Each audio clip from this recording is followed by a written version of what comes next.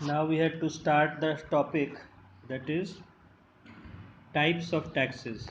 4.3 Types of taxes.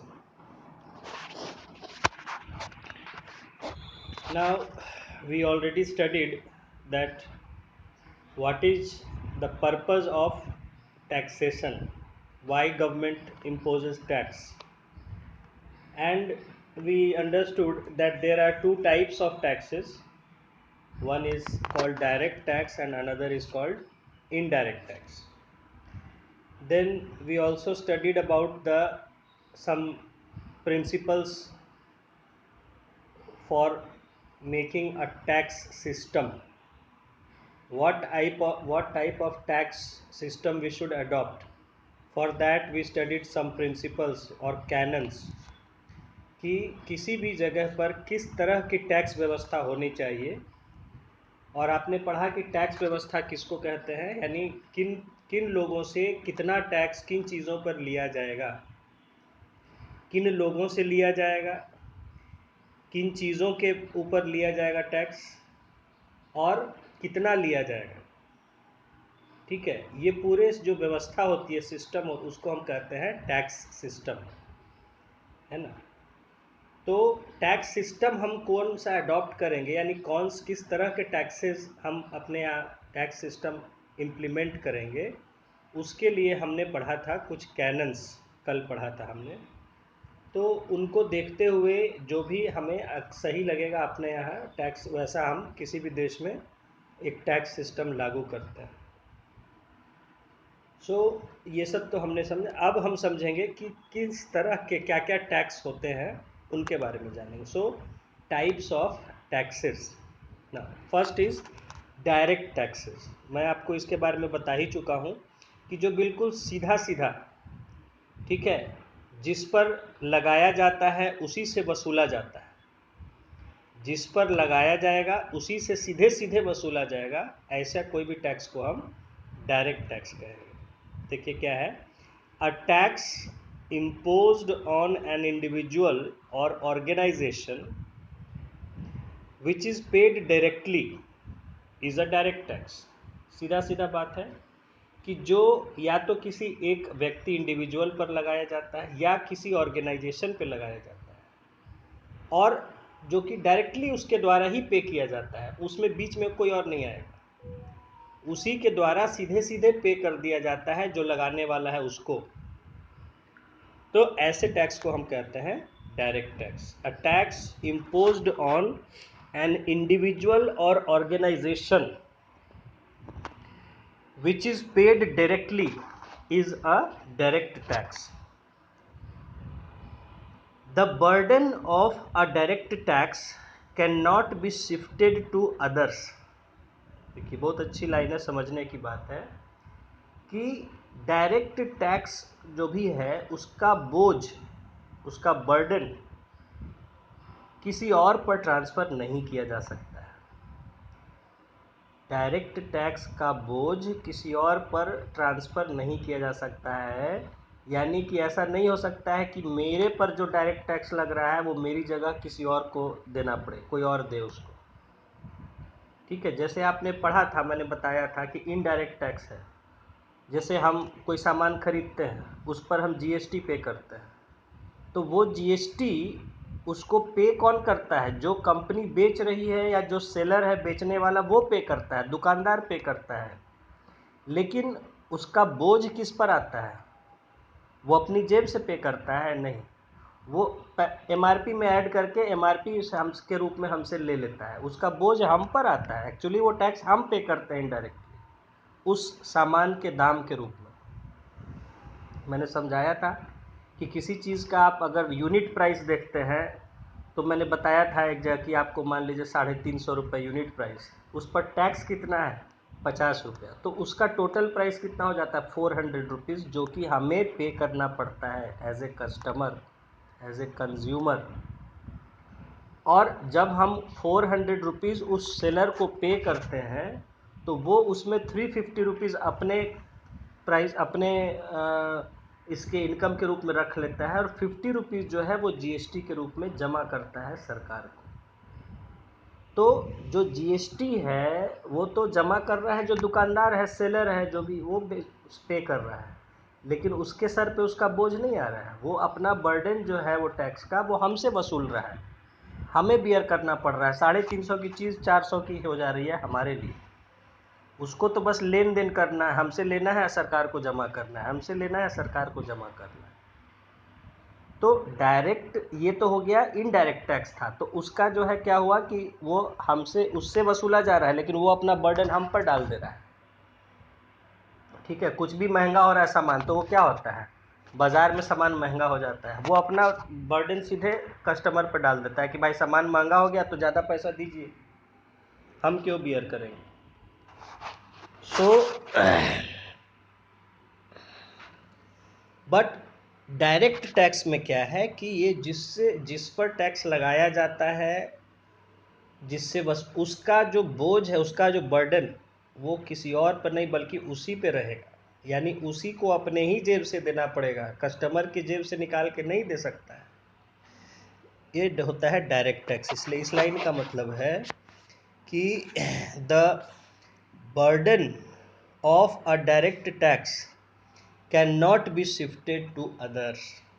यानी ऐसा नहीं है कि मेरे सिर पे है डायरेक्ट टैक्स का बोझ तो मैं दूसरे पर शिफ्ट कर दूं, ऐसा नहीं हो सकता है। J.S. मिल, ठीक है, जॉन स्टुअर्ट मिल जो है एक इकोनॉमिस्ट भी थे, एक सोशोलॉजिस्ट भी थे, एक पॉलिटिकल साइंटिस्ट भी थे, बड़े ही नामी रहे। आज के समय में इनका बड़ा नाम है, J.S. Mill, John Stuart Mill. तो John Stuart Mill defines a direct tax as one which is demanded from the very person who it is intended or desired should pay it। इन्होंने कहा है, जेस मिल साहब ने क्या कहा है कि डायरेक्ट टैक्स वो है जो उन्हीं व्यक्ति से डिमांड किया जाता है, मांगा जाता है, जिन पर हम जिन पर मतलब जिनके लिए वो चाहा जाता है कि वो पे करें। समझ रहे हैं, जिन मतलब अगर मान लीजिए सरकार ले रही है, तो सरकार जिन लोगों को चाहती है कि ये लोग को टैक्स पे करना चाहिए, उन्हीं से सीधा सीधा मांगा जाता है कि भाई ये टैक्स दीजिए। ऐसा नहीं है कि मांगा जाएगा किसी और से और उसका देगा कोई और। जेएस मिल ने इस तरह से डिफाइन किया है कि a tax one which is demanded from the very, यानी उन्हीं लोगों से डिमांड किया जाता है, who it is intended or desired should pay it, कि जिनसे सरकार की इच्छा होती है, सरकार चाहती है कि वो लोग पे करें, उन्हीं से मांगा जाता है। तो ये डायरेक्ट टैक्स होता है, सीधा सीधा, कि जैसे देखिए आपसे बात करना है तो मैं आप ही से बोलूँगा कि हाँ भाई ऐसा ऐसा है, मुझे क्योंकि मैं चाहता हूँ कि आप सुने। कई बार देखिए आप जानते इनडायरेक्टली बोला जाता है, भाई सब लोग बैठे हुए हैं, किसी को सुनाना है तो लोग एक हवा में बात करते हैं ऐसे कि हाँ हाँ ऐसा ऐसा ऐसा ऐसा। क्या हुआ, इनडायरेक्टली बोला जाता है कि भाई इनडायरेक्टली चाह रहा है कि आदमी वो सुन ले, लेकिन उससे डायरेक्टली नहीं बोला जाता है।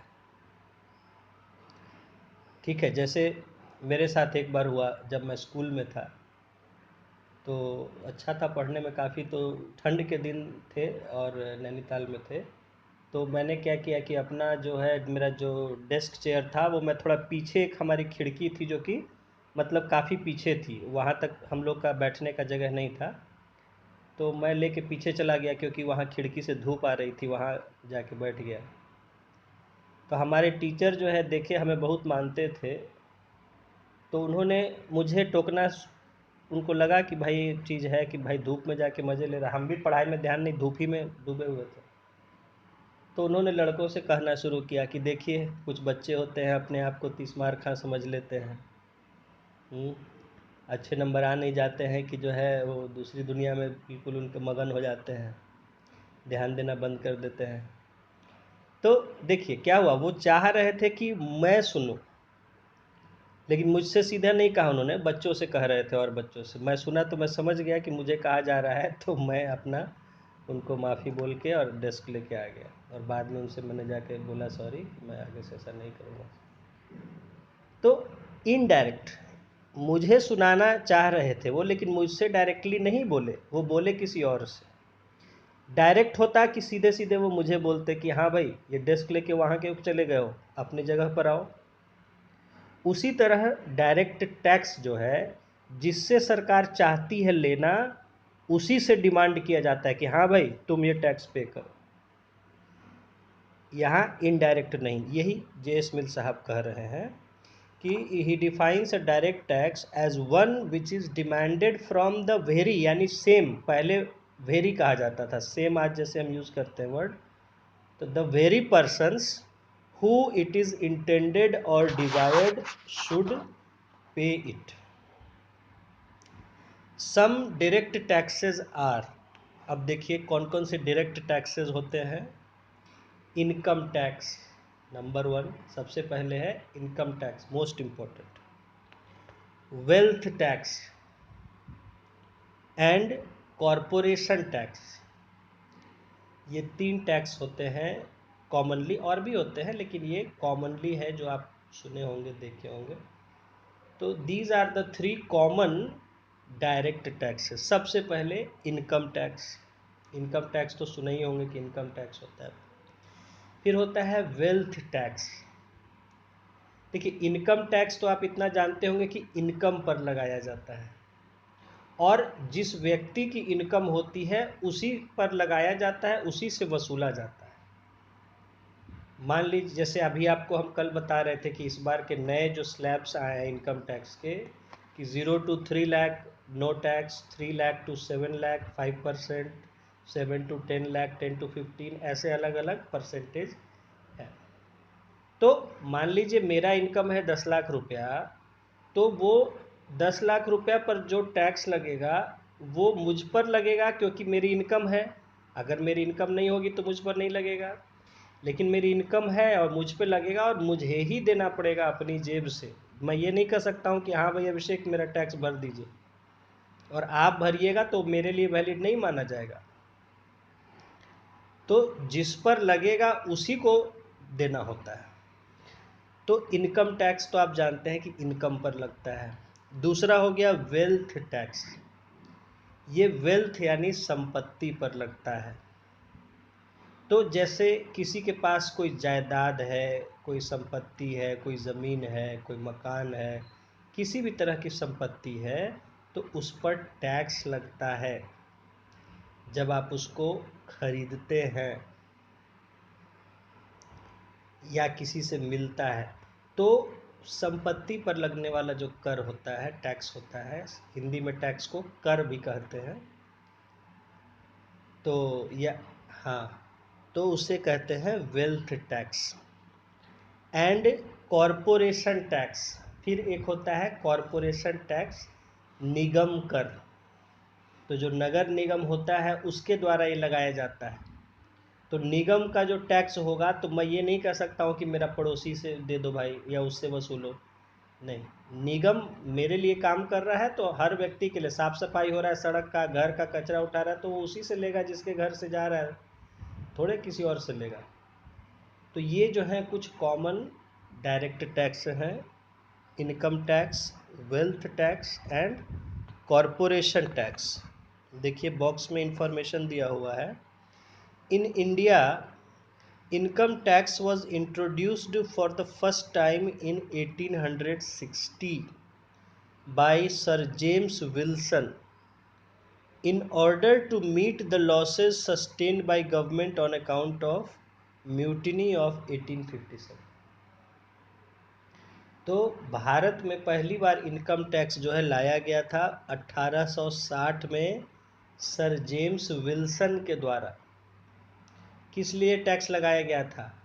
उनको 1857 के विद्रोह के कारण जितना भी खर्च उठाना पड़ा था, नुकसान, यानी जहाँ भी सब जगह विद्रोह दबाने में सैनिकों का, फौज का और हर तरह का जो भी खर्च हुआ था, जितना नुकसान और खर्च हुआ था, उस घाटे को पूरा करने के लिए उन्होंने ये लगाया था कि भाई सबको इनकम पर अपना इतना इतना परसेंट टैक्स देना पड़ेगा, जिसका भी इनकम। तो ये पहली बार इनकम टैक्स कब आया था? 1860 में आया था, और इसका कानून बना था 1861 में, जो कि आज भी वही कानून है, 1861 वाला ही कानून है इनकम टैक्स। उसमें सुधार हुआ है समय समय पर, लेकिन बेसिक कानून उसी समय का है। इनकम टैक्स एक्ट जो है हमारे यहाँ 1861 का ही एक्ट है जो अभी भी चलता है। देखिए आ गया income tax. Income tax is the most common and most important tax levied on an individual in India। Bharat में किसी एक व्यक्ति या नागरिक पर लगने वाला जो सबसे इम्पोर्टेंट टैक्स है वो है इनकम टैक्स। और ये उसके देखिए, it is charged directly based on the income of a person. It is charged directly यानी सीधे सीधे तौर पर वसूला जाता है। बेस्ड ऑन इनकम ऑफ, एक किसी व्यक्ति के इनकम के आधार पर उसी से वसूला जाता है। The rate at which it is charged varies depending on the level of income. और जिस रेट पर ये वसूला जाता है वो रेट वेरी करता है जो व्यक्ति से लिया जा रहा है उसके इनकम के हिसाब से। यानी अभी आपको मैंने इसको बताया था, इसको टैक्स स्लैब कहते हैं कि 0 से 3 लाख तक जिसकी सैलरी है साल की, उसको कोई टैक्स नहीं देना है। तो एक व्यक्ति है, उसकी अगर 2,80,000 सैलरी है तो उसको टैक्स लगेगा? नहीं लगेगा, क्योंकि 3 लाख तक के लिमिट में है, उसके लिए कोई टैक्स नहीं होगा।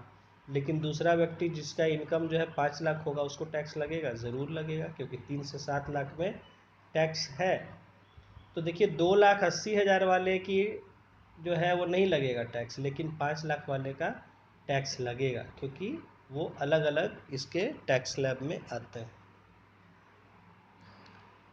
Now next is corporate tax. देखिए दिस टैक्स, देखिए कॉरपोरेट टैक्स अलग है, कॉरपोरेशन टैक्स अलग है, ध्यान रखिएगा। कॉरपोरेट टैक्स कहते हैं जो कंपनियों पर टैक्स लगाया जाता है।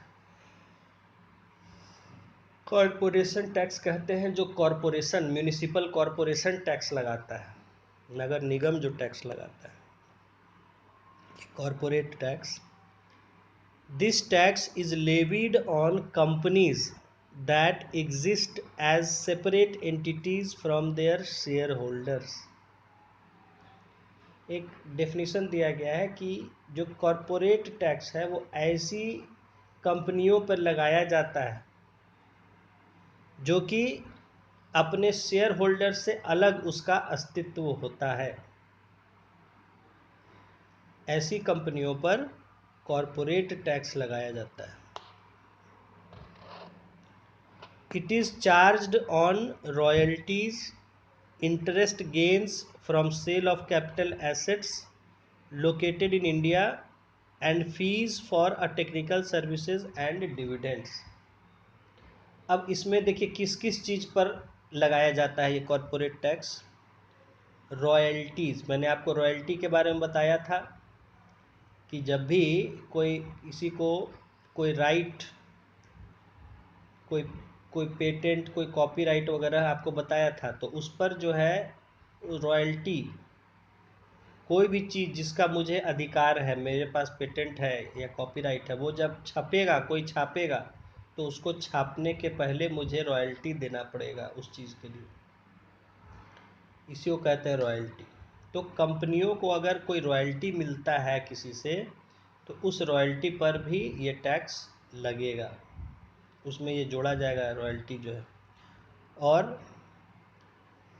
Then interest gains from sale of capital assets located in India. ठीक है, अगर कोई कंपनी अपने कोई संपत्ति को बेचती है, ठीक है, तो उससे उसको अगर कोई ब्याज वगैरह मिलता है उसको बेचने से, तो उस ब्याज पर भी ये टैक्स, कॉरपोरेट टैक्स लगता है। And fees for a technical services, और अगर किसी तरह की टेक्निकल सर्विस प्रोवाइड करती है कंपनी, तो उसके लिए जो उसको फीस मिलता है उस पर भी ये टैक्स लगता है।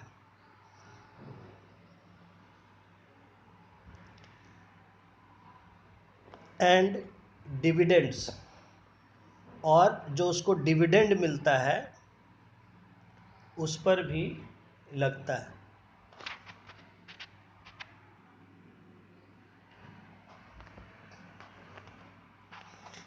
डिविडेंड कहते हैं जो शेयर से हमें मिलता है इंटरेस्ट शेयर स्टॉक्स पर, उसको डिविडेंड कहते हैं।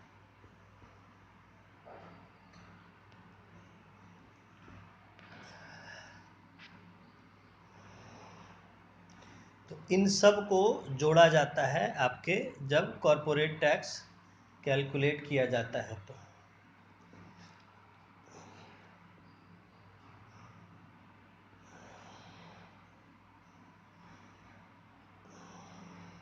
एक मिनट होल्ड करो।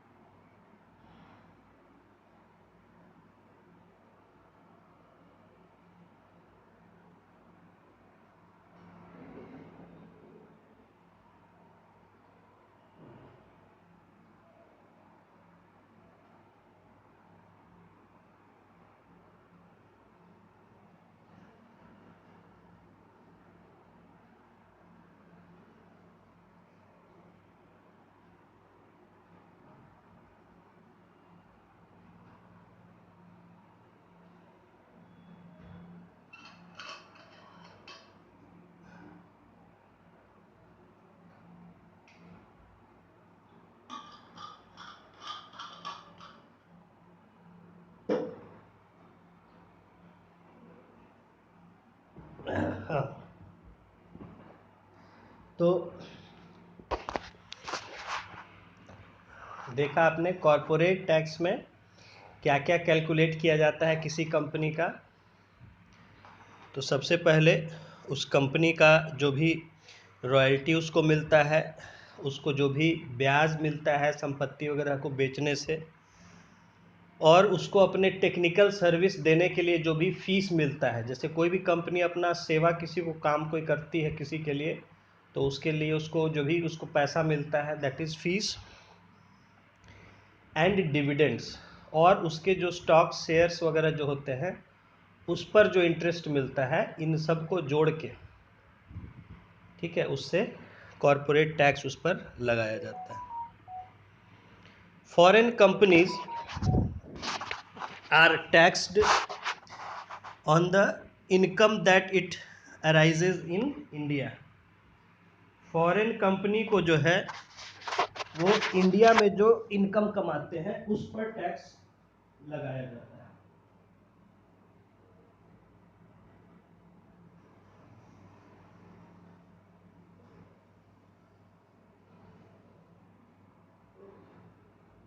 जो भी विदेशी कंपनी होगी तो वो कंपनी इंडिया में कितना पैसा कमा रही है, उस पैसे पर इंडिया में उस पर कॉरपोरेट टैक्स वसूला जाएगा।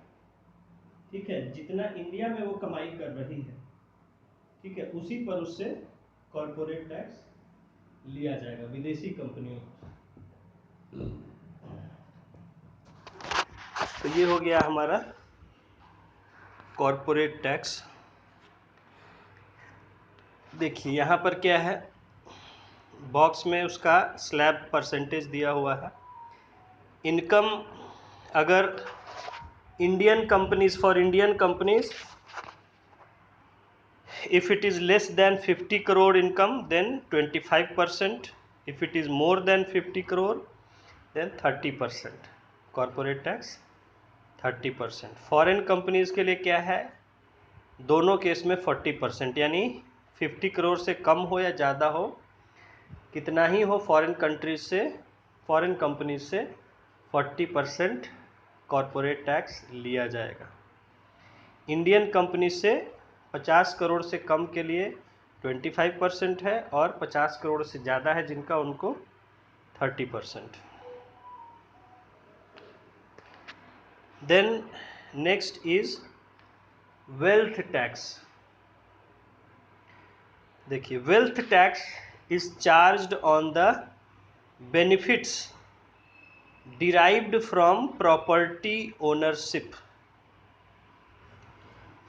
ठीक है, कहा जा रहा है कि वेल्थ टैक्स जो है, अगर किसी प्रॉपर्टी का ओनरशिप, ठीक है, ओनरशिप है हमारे पास, तो उससे अगर हम उसके ओनरशिप से, उसके मालिकाना हक से अगर हम किसी तरह का पैसा कमाते हैं तो उस पर हमें टैक्स देना पड़ेगा हर साल। देखिए क्या बोल रहा है, wealth tax is charged on the benefits derived from property ownership.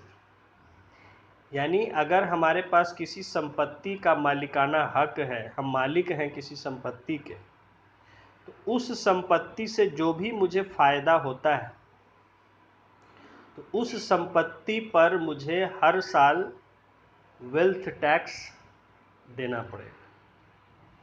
The same property will be taxed every year on it's current market value. वही प्रॉपर्टी पर हर साल उस साल के उसके मार्केट वैल्यू के हिसाब से टैक्स लिया जाएगा। ठीक है, जैसे मेरे पास कोई बिल्डिंग है जिसका कीमत है 5 करोड़ इस साल, तो उस 5 करोड़ पर मुझे वेल्थ टैक्स देना होगा। अगर अगले साल उसकी वैल्यूएशन बढ़ जाती है 8 करोड़, तो फिर अगले साल मुझे 8 करोड़ पर देना पड़ेगा टैक्स। फिर अगले साल मान लीजिए बढ़ जाती है 10 करोड़ हो जाती है, तो फिर मुझे 10 करोड़ के लिए अगले साल उसके देना पड़ेगा वेल्थ टैक्स जो है। तो ये सेम प्रॉपर्टी पर हर साल लगती है और उसके करंट मार्केट वैल्यू के हिसाब से लगती है। The tax is levied on the individuals and companies alike. ये टैक्स जो है सब पर एक जैसे लगता है, चाहे वो एक इंडिविजुअल हो, एक व्यक्ति हो, या वो कोई कंपनी हो, सब पर लगता है वेल्थ टैक्स, चाहे आदमी का वेल्थ हो या कंपनी का वेल्थ हो। अब देखिए बॉक्स में एक बड़ा इंपॉर्टेंट इंफॉर्मेशन है। In India taxes are collected by all the 3 tiers of government. कहा जा रहा है कि भारत में जो है टैक्सेस, सरकार के जो 3 लेवल होते हैं इस देश में, वो सभी लेवल जो है सरकार के ये वसूल सकते हैं टैक्स। अब 3 लेवल कौन कौन से हैं? सबसे ऊपर केंद्र सरकार, फिर कौन सी सरकार होती है? राज्य सरकार। राज्य के अंदर कौन सी सरकार होती है? फिर पंचायत की सरकार, जो पंचायत होता है। तो ये तीनों लेवल पर जो है टैक्स वसूला जा सकता है। There are taxes that can be easily collected by the union government. कुछ ऐसे टैक्स हैं जिनको केंद्र सरकार सुविधा से, आसानी से वसूल सकती है बिना कोई ज़्यादा तामझाम के। In India almost all the direct taxes are collected by union government. लगभग जितने भी डायरेक्ट टैक्स हैं वो यूनियन यानी सेंट्रल ही गवर्नमेंट उसको कलेक्ट करती है, डायरेक्ट टैक्सेस।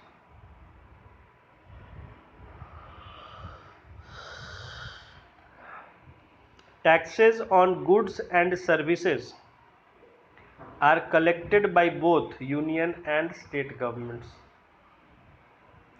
गुड्स और सर्विसेज पर जो टैक्स यानी जो जीएसटी के रूप में कलेक्ट किया जाता है वो दोनों सरकारें करती है, यूनियन गवर्नमेंट भी और स्टेट गवर्नमेंट भी, दोनों कलेक्ट करती है। The taxes on properties are collected by local governments. तो प्रॉपर्टीज पर जो टैक्सेस लिया जाता है वो कौन वसूलता है? वो लोकल गवर्नमेंट वसूलती है वहाँ की। In India we collect more tax revenue through indirect taxes than through direct taxes। India में क्या है कि हमारा इनडायरेक्ट टैक्स से ज़्यादा रेवेन्यू होता है सरकार का then through direct taxes. Direct tax से जितना रेवेन्यू होता है सरकार का उससे ज़्यादा रेवेन्यू, काफ़ी ज़्यादा रेवेन्यू इनडायरेक्ट टैक्स से होता है। The major indirect taxes in India are customs duty and GST।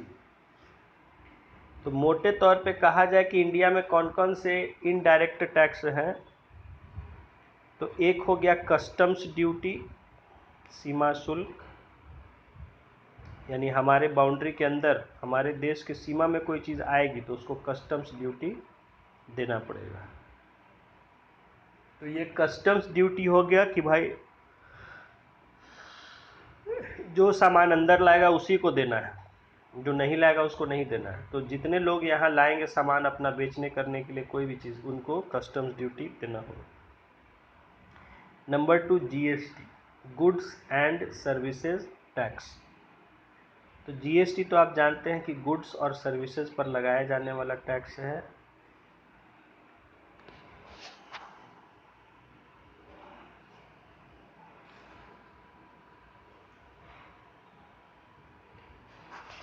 Now indirect taxes. Direct tax हमने देख लिया, क्या क्या देखा? इनकम टैक्स, कॉरपोरेट टैक्स और वेल्थ टैक्स। ये लगता है कि ऊपर ये मिसप्रिंट हो गया क्या? कॉरपोरेशन टैक्स जो लिखा था ये हमको लगता है वहाँ कॉरपोरेट टैक्स होगा, तो क्योंकि चर्चा इसने कॉरपोरेट टैक्स का ही किया। कॉरपोरेशन टैक्स ऊपर नहीं उसको करिए, कॉरपोरेट टैक्स कर लीजिए, क्योंकि कॉरपोरेट टैक्स की ही यहाँ चर्चा हुई, direct tax. Now coming to indirect tax. देखिए, if the burden of the tax can be shifted to others it is an indirect tax. किसी टैक्स का जो बोझ है वो अगर जिस व्यक्ति पर लगाया जा रहा है उसकी जगह किसी और के उस पर माथे पर उसका बोझ डाल सके, ऐसे टैक्स को इनडायरेक्ट टैक्स कहते हैं। The impact is on one person while the incidence is on the another person। तो इसका प्रभाव तो किसी और व्यक्ति पर पड़ता है जबकि ये लगाया जाता है किसी और व्यक्ति पर।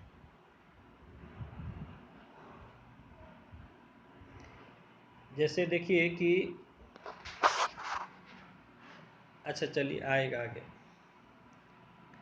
ये इस लाइन का मतलब हुआ कि the impact is on one person, यानी किसी एक व्यक्ति पर उसका प्रभाव पड़ा, वाइल द इंसिडेंस यानी किस पर वो लग रहा है, इज ऑन अनदर पर्सन जबकि वो लग रहा है दूसरे व्यक्ति। जैसे मैंने अभी आपको उदाहरण दिया था कि मैं कोई सामान खरीदता हूँ जो 350 से 400 का हो जाता है टैक्स की वजह से, तो उसका टैक्स 50 रुपया मैं पे करता हूँ।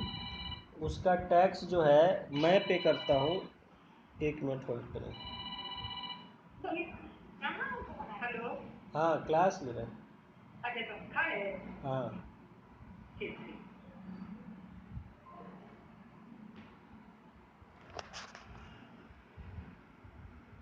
तो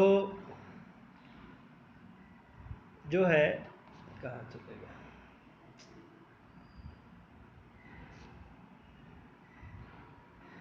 हाँ, तो हम इनडायरेक्ट टैक्स देख रहे थे कि इसका बोझ, हाँ मैं बता रहा था जैसे कि एक सामान है जिसका 350 रुपये दाम है, 50 रुपये उस पर GST टैक्स है, टोटल प्राइस हो जाता है 400 रुपीज़, मुझे पे करना पड़ता है 400, यानी वो 50 रुपीज़ जो टैक्स है मैं वो भी पे कर रहा हूँ और 350 रुपीज़ उसका यूनिट प्राइस भी पे कर रहा हूँ। तो पे तो मैं कर रहा हूँ, लेकिन उसको सरकार लगा किस पे रहा है? सरकार लगा रहा है जो सामान बेच रहा है उस पर। सरकार किससे वसूल रहा है? जो व्यक्ति सामान मुझे बेच रहा है उससे वसूल रहा है, उस पर लगा रहा है। लेकिन उसका बोझ कहाँ आ गया? उसका बोझ उसने क्या किया? मेरे सिर पे डाल दिया कि भाई तुम्हारा सामान है, तुम अपना उसका बेयर करो, हम क्यों दें उसका टैक्स। तो इसको कह रहा है कि the impact is on one person while the incidence is on the another person. Therefore, in case of indirect taxes, the taxpayer is not the tax bearer.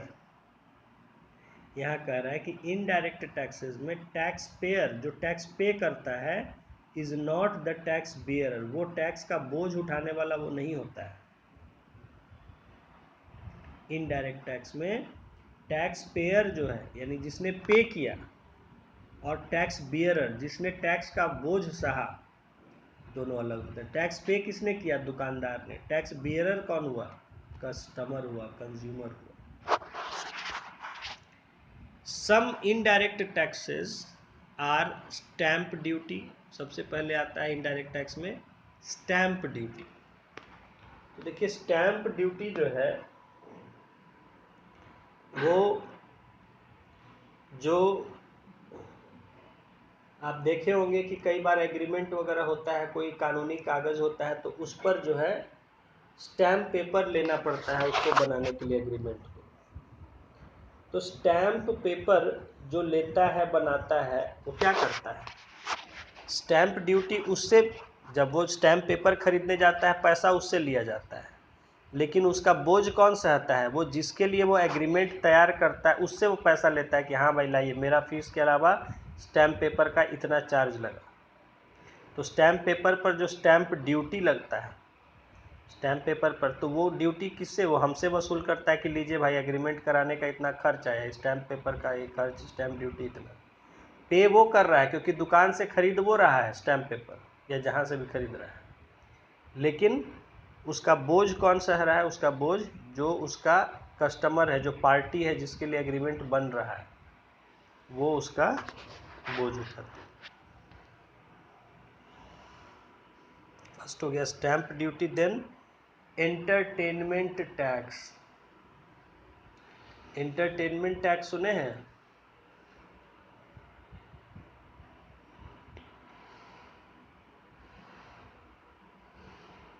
अभिषेक,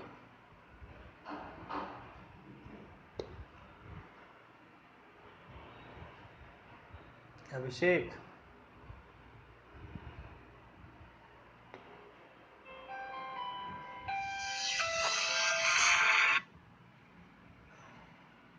क्या हुआ था जी?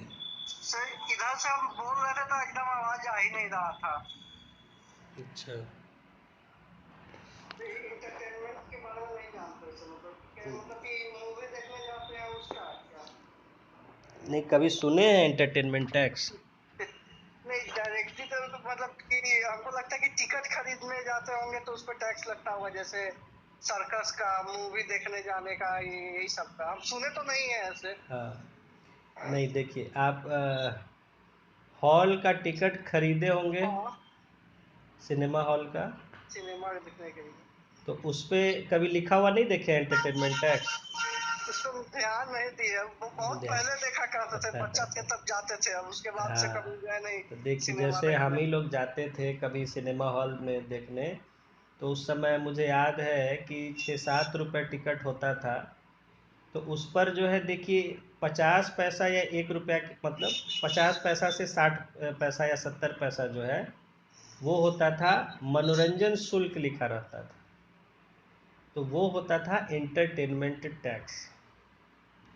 ठीक है, तो मुझे लगा शायद आप ध्यान दिए होंगे कभी सिनेमा का टिकट वगैरह लिए। हम बच्चा में जाते थे, बच्चा के बाद मतलब कि मुश्किल हाँ से हाँ, 15-16 साल पहले गए थे, उसके बाद से आज तक कभी सिनेमा हॉल में नहीं अच्छा गए हम। चलिए कोई उतना बात। क्या मालूम हमको सब उसके बारे में, तो हम बता। ऐसा मतलब एक तो सिनेमा हॉल हो गया जो कि काफ़ी कॉमन मोड ऑफ एंटरटेनमेंट है इस जैसे तरह ये से। जो हाँ डिज्नीलैंड लगता है, सर्कस लगता है, वो हाँ हाँ, सब तो सब जहाँ भी आप जो है कोई भी तरह का एंटरटेनमेंट जहाँ होता है, तो एंटरटेनमेंट जो कोई भी कोई किसी तरह का कोई कहीं मेला है कुछ है, तो वहाँ अगर टिकट वगैरह लगता है, टिकट आपसे अगर लिया जाता है, तो उस टिकट पर जो है फिर एंटरटेनमेंट टैक्स भी आपसे लिया जाता है। तो तरह तरह का बहुत मतलब एंटरटेनमेंट देखिए हर तरह का हो सकता है, बहुत जगह अलग अलग, कहीं वीडियो गेम है तो कहीं कुछ है, कहीं झूले वगैरह है ना, जैसे कि अप्पू घर है, एसएल वर्ल्ड इस तरह का, या वीगा लैंड है, वाटर पार्क है, बहुत तरह का चीज़ हो सकता है। सब वीगालैंड में गए, सब कोचिंग में है। नहीं हम गए नहीं थे, और हम लोग। गए गए हुए थे हाँ सब उसमें। हाँ हाँ। मैं नाम ले रहा हूँ कि मतलब जैसे बहुत तरह का है, हर जगह अलग अलग, जैसे यहाँ भी कहीं शायद क्या फन वाटर फन या क्या है इधर। पटना में उधर दादापुर की तरफ में है सर। हाँ हाँ थोड़ा आगे। लोकल है, 2-3 पार्क ही है, बस कुछ नहीं है उसमें खास। अच्छा अच्छा। तो खैर, तो कहने का मतलब है कि ये सब जो भी एंटरटेनमेंट के लिए होते हैं, तो इन पर जब आपसे अगर वो फ्री नहीं है, अगर उस पर आपसे चार्ज लिया जा रहा है, तो वहाँ डेफिनेटली कुछ इंटरटेनमेंट टैक्स भी उस पर लगता है। तो वो जो है, या जैसे कि हम लोग पहले, अभी तो ये सब चेंज हो गया है काफ़ी, पहले जैसे हम लोग कैसेट खरीदते थे, अगर जैसे ऑडियो कैसेट खरीदते थे, या वीडियो कैसेट खरीदते थे, वीसीडी खरीदते थे, डीवीडी खरीदते हैं, ये सब चीज़ों पर भी जो है तो आपका एंटरटेनमेंट टैक्स, तो ऐसे चीज़ों पर एंटरटेनमेंट टैक्स लिया जाता है। तो देखिए कहने का मतलब है, जैसे सिनेमा का ही एग्जांपल लें कि एंटरटेनमेंट टैक्स उस पर लगता था। मुझे याद है कि 6 रुपये की टिकट हम लोग लेते थे, तो उसमें 75 पैसा 60 पैसा जो है एंटरटेनमेंट टैक्स उस पर छपा होता था, टिकट पर उसका लिखा रहता था कि ये इतना, ये सिनेमा का चार्ज है, इतना एंटरटेनमेंट टैक्स है, इतना और टैक्स है, जोड़ के टोटल इतना पैसा हुआ जो हम टिकट उतना लेते थे। तो ये जो है देखिए किससे वसूला जाता है एंटरटेनमेंट टैक्स, सिनेमा हॉल के मालिक जो चला रहा है सिनेमा हॉल, उससे लिया जाता है। ठीक है, लेकिन उसका बोझ कौन उठाता है? जो सिनेमा देखने जा रहा है। हम जब टिकट का दाम उसको दे रहे हैं, तो उसी में हम उसको एंटरटेनमेंट टैक्स भी अपना दे रहे हैं उस फिल्म को देखने के लिए। तो जो है वो पे तो कर रहा है सिनेमा हॉल वाला, या मल्टीप्लेक्स जो भी है वो पे कर रहा है, लेकिन उसका बर्डन कौन बियर कर रहा है? उसका बर्डन उठा रहा है जो वहाँ देखने के लिए जा रहा है, जो कंज्यूमर है, व्यूअर है। तो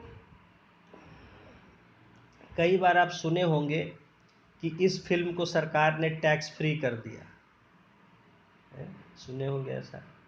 कोई बहुत अच्छी मूवी है, या सामाजिक मूवी है, या देशभक्ति या देश के कोई मुद्दे से जुड़ी हुई मूवी है, तो ऐसी मूवीज़ को सरकार टैक्स फ्री कर देती है, ताकि लोगों को, तो उससे क्या होता है, टैक्स नहीं लेती है तो उससे टिकट का दाम कुछ कम हो जाता है। तो टैक्स फ्री करने का जो पर्पज़ होता है कि उससे टिकट का दाम कम हो जाएगा, तो सभी ज़्यादा से ज़्यादा लोग उस मूवी को देखेंगे। तो सरकार इसी कारण कि ज़्यादा से ज़्यादा लोग उस फिल्म को देखें, उस फिल्म को टैक्स फ्री घोषित कर देती है कि उस पर टैक्स, यानी यही एंटरटेनमेंट टैक्स नहीं लिया जाएगा। एंटरटेनमेंट टैक्स नहीं लिया जाएगा तो सिनेमा वालों से, यानी एक इनडायरेक्टली लोगों से नहीं लिया जाएगा, टिकट सस्ता हो जाता है उससे, तो उस पर जो है ज़्यादा से ज़्यादा लोग जाके देखते हैं। तो ये होता है एंटरटेनमेंट टैक्स। उसके बाद हो गया excise duty. Sir 1 minute sir sir, ये जो स्टैम्प ड्यूटी बोले थे वो हम्म इसको कैसे लिखेंगे? एग्रीमेंट होने पर स्टैम्प पेपर खरीद कर उसके बाद क्या लिखेंगे? देखिए, कोई भी आप कानूनी कार्रवाई करते हैं, कानूनी कोई एग्रीमेंट करते हैं, ठीक है, तो उसको अगर आप चाहते हैं कि वो कानूनी हो, यानी कानून उसकी रक्षा करे, कल को वो कानून से बंधे। देखिए समझिएगा इसको, स्टैंप ड्यूटी समझना इम्पोर्टेंट है, क्यों आखिर स्टैंप ड्यूटी होता है।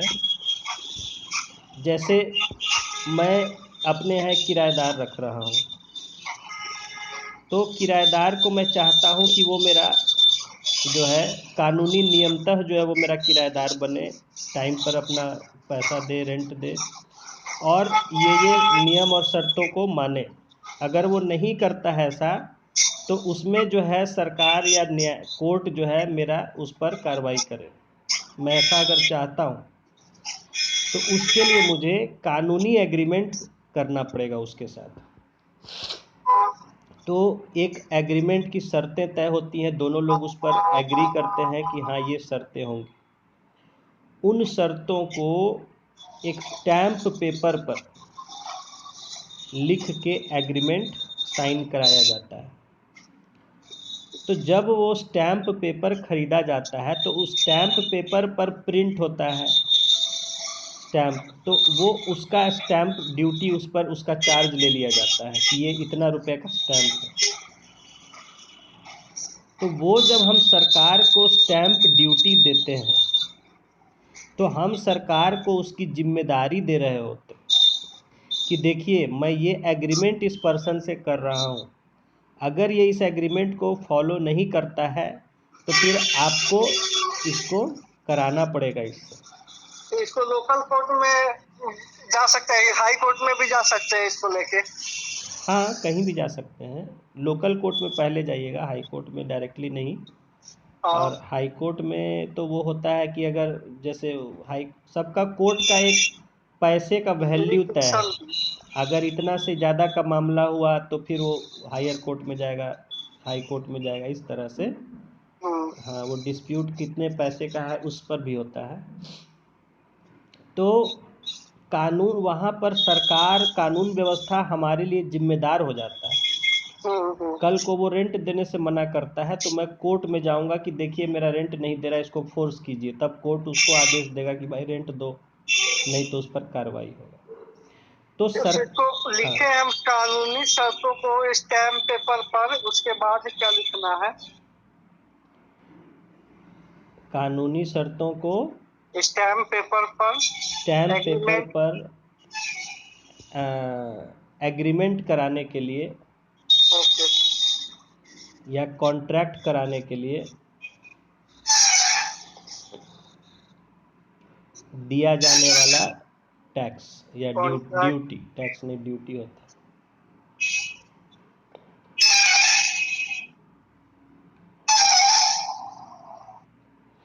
कॉन्ट्रैक्ट या एग्रीमेंट के पहले लीगल वर्ड दे दिए जाए दीजिएगा, लीगल।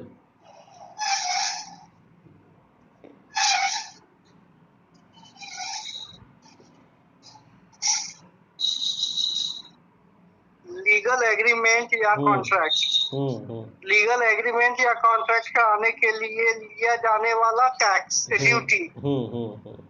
यहाँ पे ड्यूटी टैक्स में थोड़ा फर्क हो जाता है। हाँ, सबका नाम अलग अलग इसीलिए है, ड्यूटी अलग चीज़ होता है, टैक्स अलग चीज़ होता है।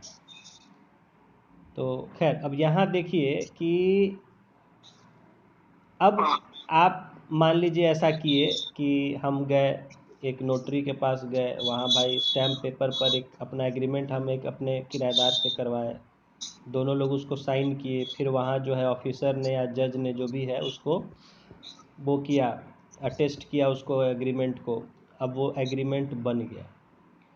अब कल को कोई भी वो या मैं अपनी शर्तों को नहीं मानता हूँ, उसके खिलाफ जाता हूँ, तो वो जाएगा आदमी, या तो वो जाए या मैं जाऊँ, मतलब दोनों जा सकते हैं। हो सकता है मकान मालिक ही कोई उसको परेशान कर रहा हो तब भी वो जा सकता है। तो वो भी जा सकता है इस बिल्कुल, तरह से। ये दोनों के बीच में एग्रीमेंट होता है, ये समझने की बात है।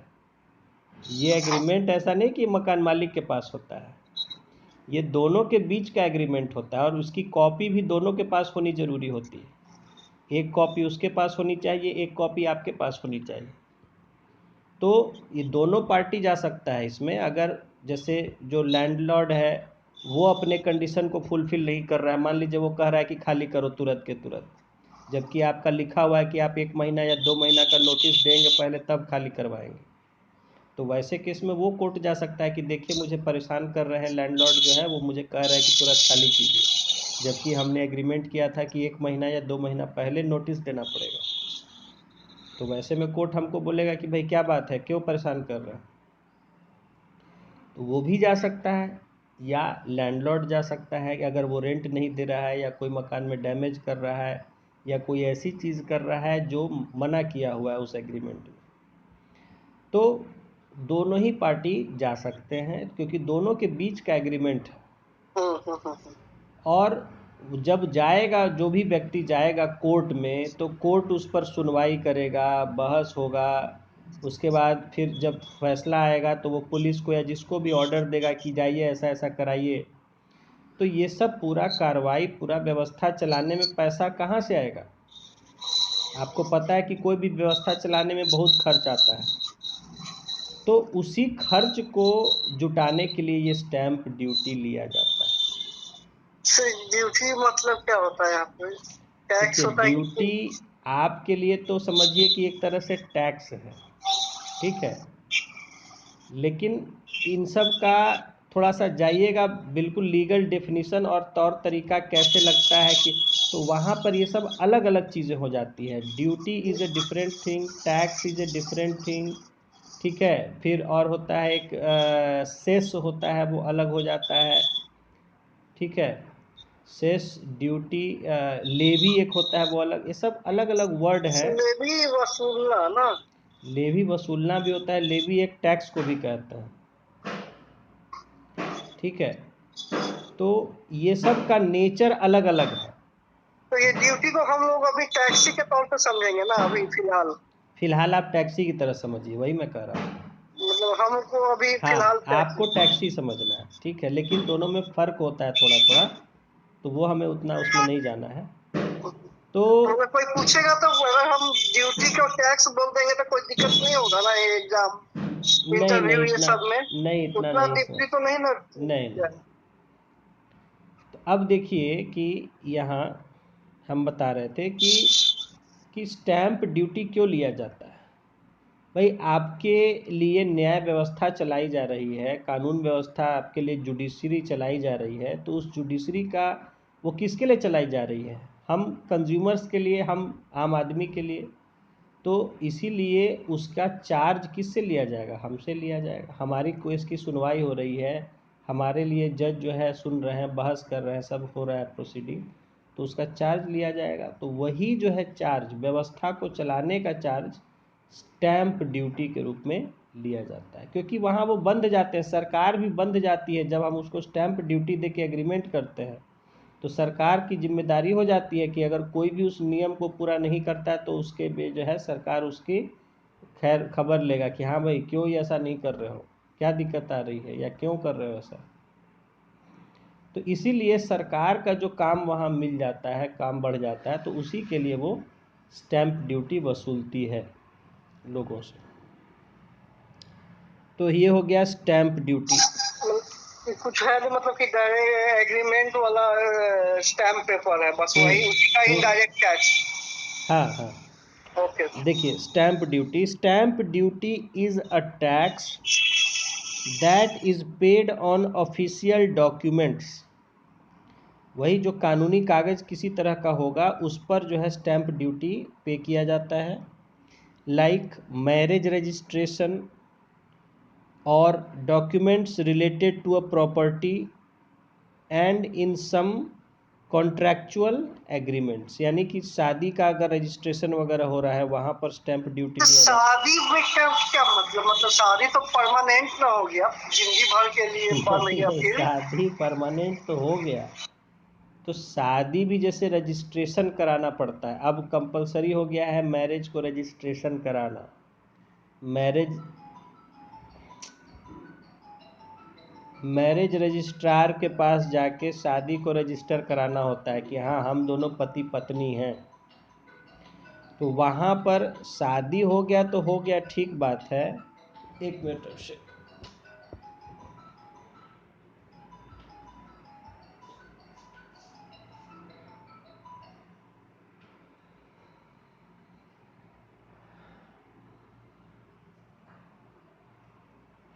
हाँ देखिए,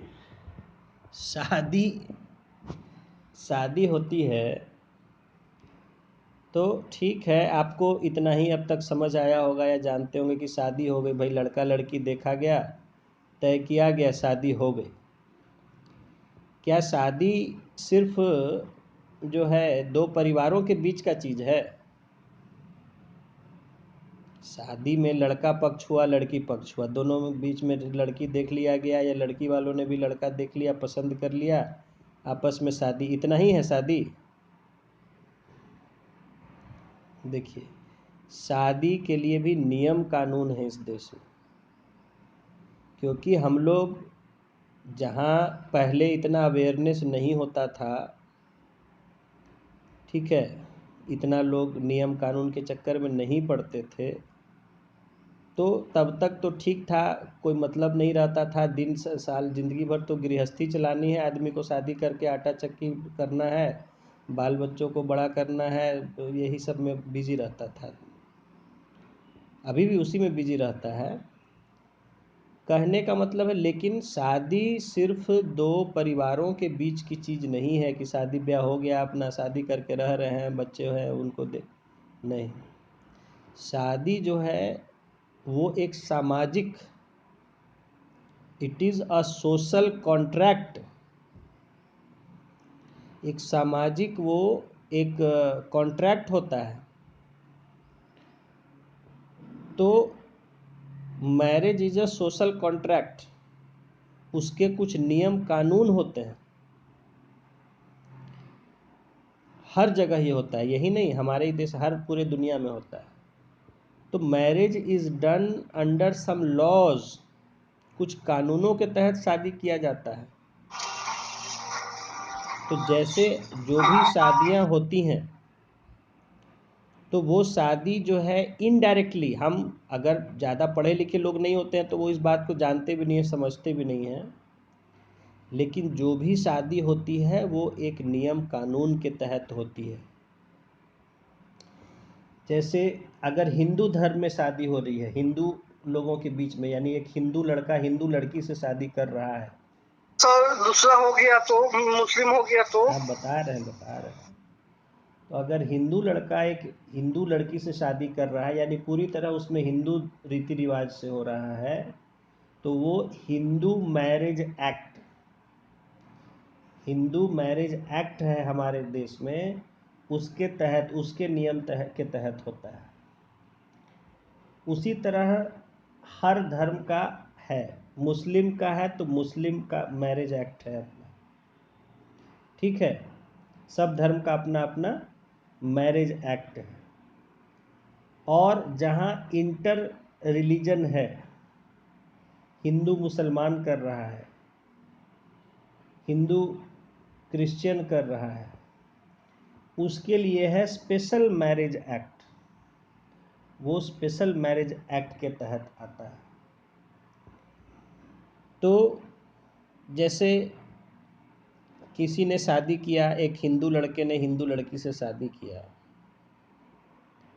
तो देखिए बात है कि हमारे यहाँ ये तो बताया ही नहीं जाता है, अवेयरनेस ही नहीं है लोगों को कि कोई जब शादी करता है या लड़की कोई जब शादी करती है लड़के से, हिंदू अगर हम अभी बात करें, तो वो हिंदू मैरिज एक्ट के कानूनों के तहत होती है शादी, और उस कानून को फॉलो करना होता है लड़के लड़की और जो भी लोग उसमें परिवार वगैरह जुड़े हुए हैं उनको। अगर वो नहीं फॉलो करेंगे तो उन पर केस मुकदमा चल सकता है।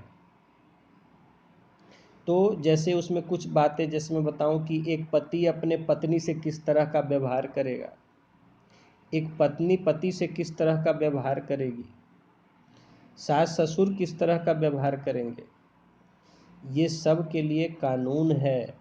There is a law that is Hindu marriage act. ये तो कोई जानता भी नहीं होगा सही सब के हाँ, बारे और में। उसमें फिर आपका शादी कब लीगल होगा, कब कानूनी होगा, कब कानूनी नहीं होगा, पत्नी को क्या अधिकार होंगे, पत्नी कब कब पति पत्नी को छोड़ सकता है या पत्नी से अलग हो सकता है, या बच्चे होंगे तो बच्चों के क्या अधिकार होंगे, बहुत बड़ा कानून है। ठीक है। तो लेकिन सामान्यतः मैंने बोला कि चूँकि अगर ज़्यादा पढ़े लिखे लोग नहीं होते हैं तो इन चीज़ों से उनको ज़्यादा जानकारी होती नहीं है, और ना कोई उतना बताता है, तो वो अपना ये सब जानते भी नहीं हैं। बट ये है, दैट इज़ द ट्रूथ। और अब धीरे धीरे जैसे हो गया समय, तो अब आपको हर जगह शादी रजिस्टर करानी होगी। नहीं तो देखिए, मैं सबसे पहली बात आपको बता रहा हूँ कि अगर शादी रजिस्टर नहीं हुई, आप शादी रजिस्टर नहीं कराते हैं, तो आपकी पत्नी नहीं होगी। आप कैसे प्रूफ करिएगा कि वो आपकी पत्नी है, या पत्नी कैसे प्रूफ करेगी कि ये मेरे पति हैं? उसका कोई प्रूफ नहीं है। तो अगर शादी रजिस्टर नहीं हुई है तो वो आपकी पत्नी है, ये इसका कोई प्रूफ नहीं है, और उस लड़की का वो पति है, इसका भी कोई प्रूफ नहीं है। किसी के सामने कैसे साबित करिएगा कि हम पति पत्नी हैं? उसका प्रूफ वो मैरिज सर्टिफिकेट होता है जो रजिस्ट्रेशन के बाद दिया जाता है कि हाँ, ये दोनों पति पत्नी हैं। कल को पति के साथ कुछ हुआ या पति को कुछ हुआ, तो पत्नी उसमें क्लेम नहीं कर पाएगी कि ये मेरे पति हैं, और उसी तरह पति जो है वो नहीं कर पाएगा कि ये मेरी पत्नी है।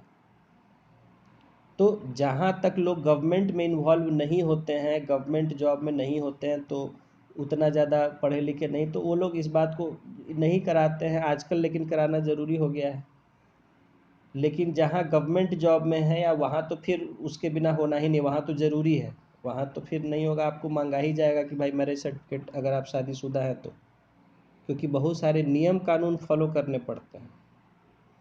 उसी तरह शादी के नियम कानून होते हैं। शादी कब आपकी कानूनी मानी जाएगी, पत्नी कब कानूनी रूप से पत्नी हो जाती है, और बच्चे कब कानूनी रूप से बच्चे होते हैं, बच्चों को क्या अधिकार होता है,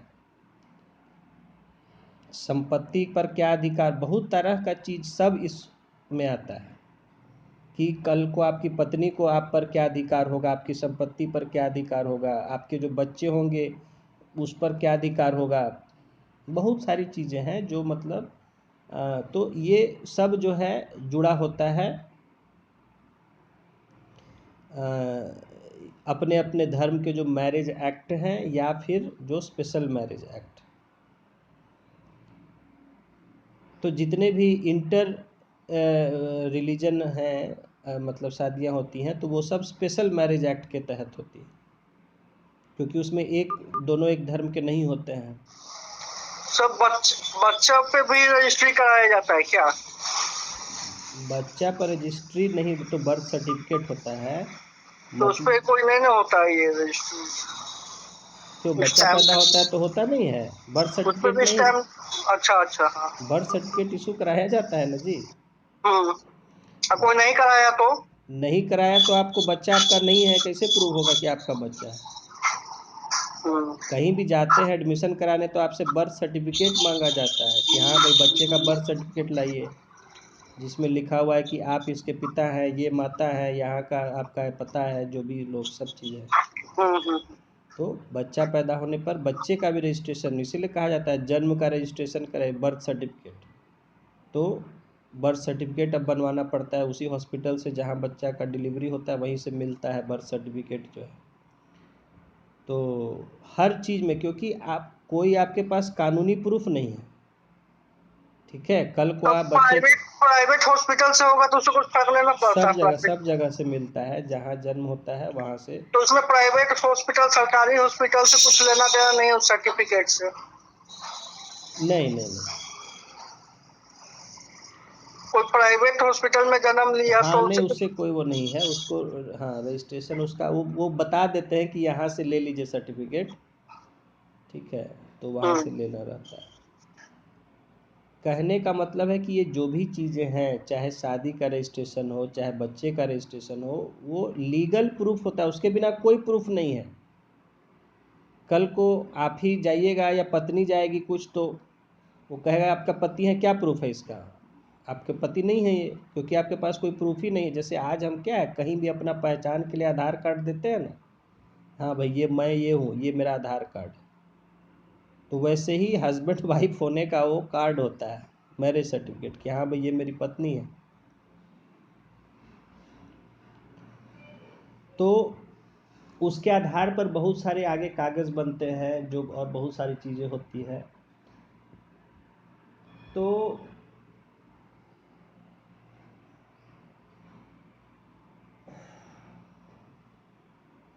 हाँ, तो हम बता रहे थे आपको मैरिज रजिस्ट्रेशन। हाँ, तो जैसे यहाँ कहे कि शादी है, तो मैरिज रजिस्ट्रेशन होता है। मैरिज जो है, शादी, the marriage is protected by the laws. शादी जो होता है कुछ कानूनों से वो सुरक्षित होती है, और उस कानून को जो भी तोड़ेगा तो उसकी सुरक्षा किया जाएगा, चाहे उसके खिलाफ कार्रवाई किया जाएगा। यानी तो डाइवोर्स होने पे ये इसको दिखाना पड़ता है क्या? डाइवोर्स कैसे क्लेम करिएगा केस? आप पति पत्नी ही जब नहीं प्रूफ होइएगा तो डाइवोर्स कहाँ से लीजिएगा? डाइवोर्स लेने के लिए भी इसका मतलब ये होना जरूरी यस, है, मैरिज रजिस्ट्रेशन यस, सर्टिफिकेट। नहीं तो वो कोर्ट में केस ही नहीं होगा, हाँ, सुनवाई नहीं होगा। हाँ। और जो है का मतलब है कि आपको, जैसे मान लीजिए कोई पति है, अपनी पत्नी से बहुत परेशान है किसी कारण, तो वो के जा सकता है कोर्ट में कि देखिए शादी है, मेरी पत्नी है, लेकिन ये ऐसे ऐसे करती है, और तो इसको सुनवाई किया जाए, क्या किया है। तो उसमें कोर्ट फिर आगे सुनवाई करता है कि हाँ भाई क्यों ऐसे कर रही हैं, क्या कर रही हैं। उसी तरह पति अगर पत्नी को तंग करता है तो पत्नी जा सकती है अपने अधिकारों की रक्षा के लिए कोर्ट में कि देखिए मेरे पति हैं, ऐसे ऐसे मेरे साथ करते हैं।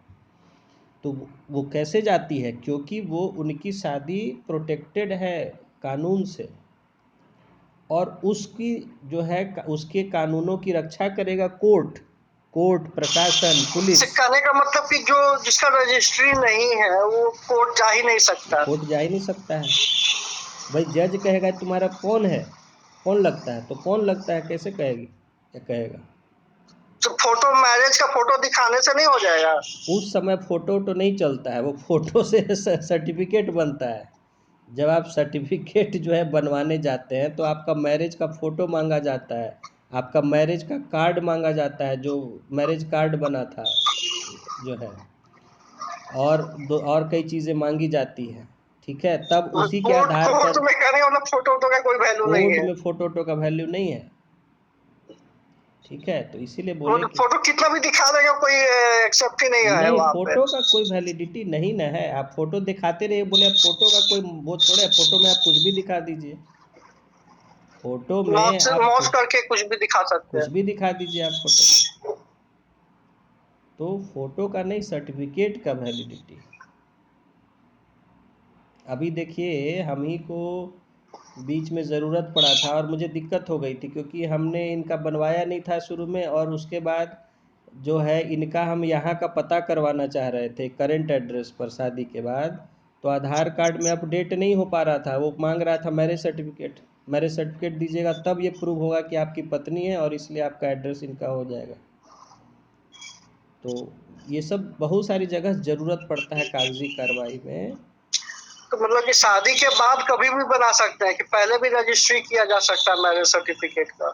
शादी के पहले भी हो जाता है, मतलब जैसे अगर शादी होना है तो उस समय होता है कि ऑन द स्पॉट तुरंत मिल जाता है, ऐसे सर्टिफिकेट मिलने में टाइम लगता है।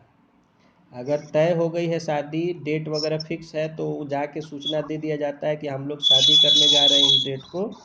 तो तो उसमें फोटो वोटो का जरूरत नहीं ना है? हाँ, तो उस समय वो लोग वहीं पहुंच जाते हैं शादी के स्पॉट पर, या एक आदमी को भेज देते हैं, तो वो उस पर आपको तुरंत जो है इशू हो जाता है शादी के तुरंत बाद। ओ, और ऐसे होता है कि आपको तो उस समय फ़ोटो तो नहीं, क्योंकि वो तो आपका होना है पहले, और बाद में अगर जा रहे हैं तब फिर शादी का फ़ोटो और कुछ कागज़ वगैरह देना पड़ता है।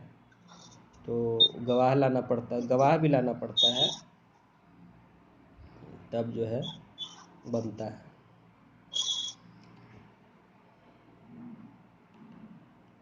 तो कहने का मतलब है कि ये सारी जो शादी है तो ये कानून से it is protected under law by the marriage act.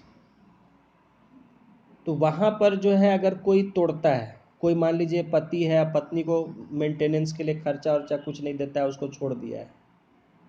मान लीजिए कोई पति है, पत्नी का देखभाल नहीं करता, उसको छोड़ दिया है, अलग उसको ना कोई खर्च देता है ना कुछ करता है, तो पत्नी का क्या होगा भाई, कैसे जिएगी? तो वैसे में वो कोर्ट जाएगी, कोर्ट जा सकती है कि देखिए ये मेरे पति हैं और हमको छोड़ दिए हैं, हमको खर्च वर्च नहीं देते हैं, ये है वो है। तो फिर कोर्ट उसको आदेश देगा कि भाई क्या कर रहे हो, उसको खर्च, अगर साथ रहना है कि नहीं, साथ नहीं भी रहना है तो फिर आपको उसको खर्च देना पड़ेगा।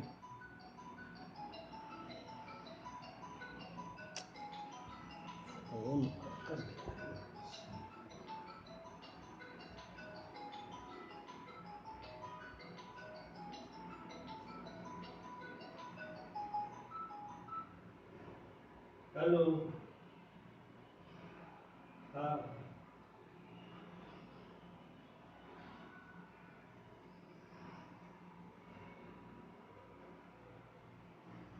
अभी हम क्लास है, बाद में।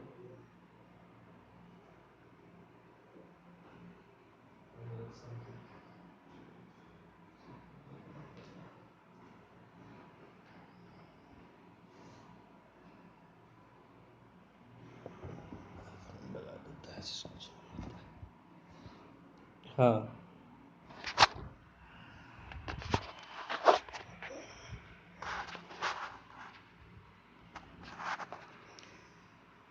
तो देखिए ये जो है मैरिज के लिए भी कानून व्यवस्था है, उसके लिए भी कोर्ट का सिस्टम है जो उसके प्रोटेक्ट करती है मैरिज को। तो इसी के लिए उस पर भी स्टैंप ड्यूटी आपसे लिया जाता है। वहाँ अगर कोई कोई क्रिमिनल एक्टिविटी कर रहा है अपनी पत्नी या पति के खिलाफ, तो वहाँ पुलिस जाती है उसके प्रोटेक्शन के लिए, या पुलिस कार्रवाई करती है, प्रशासन कार्रवाई करता है। तो ये सब के लिए व्यवस्था का खर्च होता है, इसी के लिए स्टैंप ड्यूटी उस पर लिया जाता है। तो मैरिज रजिस्ट्रेशन हो गया, और documents related to property. Property का भी आप जानते हैं कि रजिस्ट्रेशन कराया जाता है। ज़मीन आपने कोई खरीदा तो ज़मीन का रजिस्ट्रेशन होता है, जो बेच रहा है और जो खरीद रहा है तो उसका रजिस्ट्रेशन अपने नाम पर कि हाँ भाई ये इनकी ज़मीन है, ये मैं इनसे खरीद रहा हूँ और अब ये मेरे नाम पर रजिस्टर कर दिया जाए। तो उसके लिए जो है वो कागजात बनते हैं कि हाँ भाई, क्यों, क्या प्रूफ है कि आपने ज़मीन खरीदा है, आप इसके मालिक हैं। कैसे प्रूफ होगा? कल को जाके मैं कहूँ कि भाई ये जो क्या बोलते हैं, अ, कोई भी ले लीजिए, मान लीजिए उदाहरण ले लीजिए गांधी मैदान, मैं जाके कहूँ कि ये गांधी मैदान मेरा है, ये हमको मिल, तो सरकार कहेगी भाई कैसे आपका है गांधी मैदान, प्रूव कीजिए कि आपका गांधी मैदान है। तो गांधी, बीच में 20-30 साल पहले को गांधी मैदान बेच दिया था ना, क्या नाम था उसका? हाँ जो होगा फ्रॉड तो बहुत सारे। तो खराब नाम आया था हाँ, उसमें। तो कहने का मतलब है कि प्रूफ क्या है, तो इसीलिए एक कागज़ बनता है। ज़मीन अगर आपने खरीदी तो आपके नाम रजिस्टर कराया जाता है कि आगे से उसके रहेगा कागज़ गवर्नमेंट के पास कि मालिकाना हक इसका किसके पास है, who is the owner of this property. तो उसके लिए भी कागजात, अब कल मान लीजिए मैं खरीद लिया, किसी ने मुझे बेच दिया, कल को कोई दूसरा आदमी आ रहा है, कह रही भाई ये तो मेरी ज़मीन है, कौन बेच दिया आपको, हैं? तो फिर डिस्प्यूट होगा, वो कहेगा भाई मेरी ज़मीन थी, आप किससे खरीद लिए, हम कहें भाई हमको तो उसने बेचा। तो कोर्ट में जाएंगे, कोर्ट फिर चेक करेगा कागज़ सबके कि हाँ, तब फिर वेरीफाई होगा कि किसकी ज़मीन है, क्या है, नहीं सही बेचा कि गलत बेचा, क्या हुआ। होता क्या है कि ज़मीन होती है किसी और की, बेच देता है कोई और। अक्सर फैमिली में ये होता है कि दूसरे के हिस्से की ज़मीन लोग बेच देते हैं। कई बार अनजाने में होता है, कई बार जानबूझ के होता है कि भाई की ज़मीन थी बेच दिए, या कई बार होता है कि भाई उसकी ज़मीन है और नहीं पता है, अभी नाम सबका अलग अलग नहीं हुआ, ऐसा क्लियर नहीं हुआ है, तो बेच दिए अपना फ़ायदा। ये सब अक्सर तो इसी के लिए रजिस्ट्रेशन होता है प्रॉपर्टी का। देन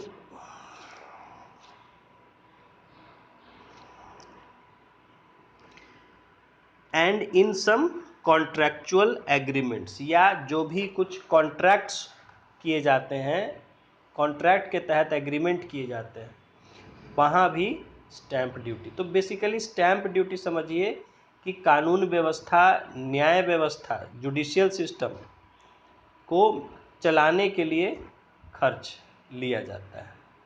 क्योंकि भाई कोर्ट का ही सुनवाई होगा, कोर्ट है, सबका वकील है, जज है, सबका सैलरी होना है, स्टाफ है कोर्ट का, तो सबका खर्च कहाँ से आएगा?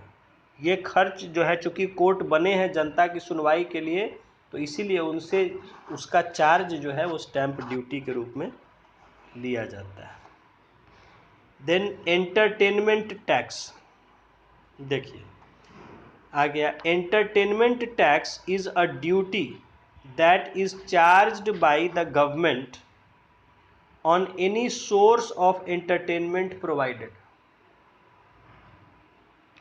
Entertainment tax is a duty that is charged by government on any source of entertainment provided.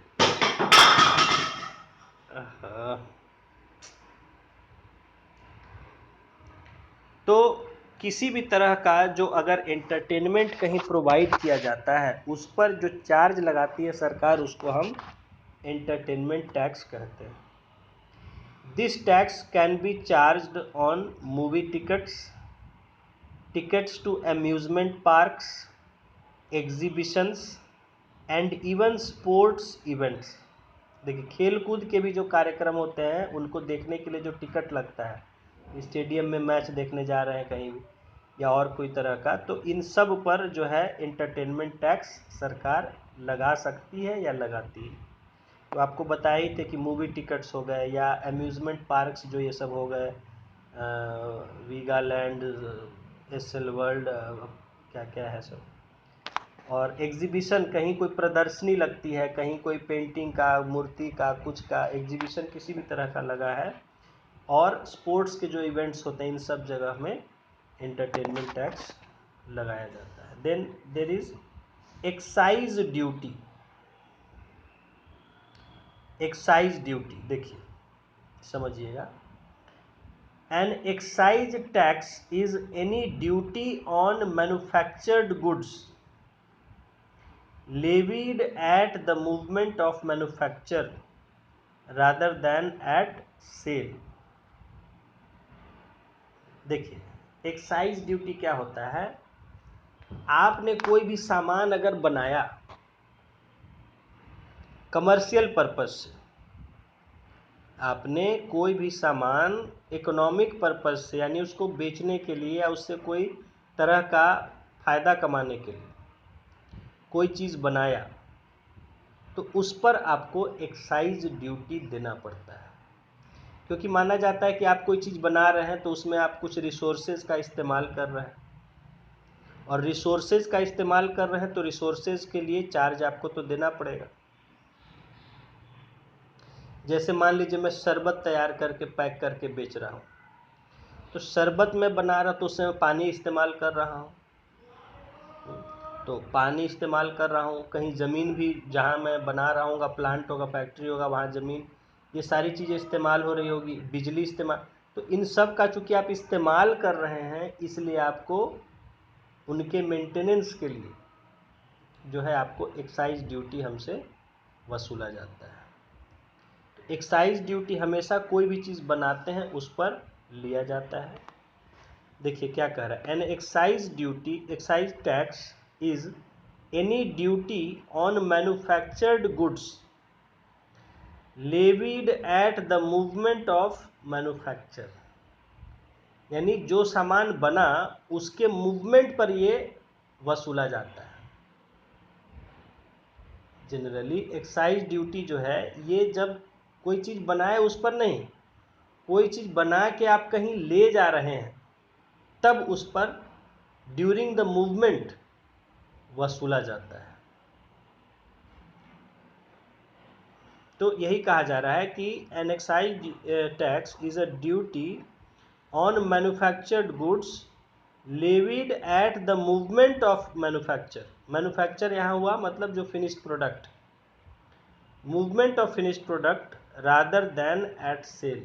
तो उससे बेचते समय नहीं लिया जाता है एक्साइज ड्यूटी। एक्साइज ड्यूटी आपने बनाया और उसको कहीं ले जा रहे हैं, उस समय आपसे वसूला जाता है एक्साइज ड्यूटी।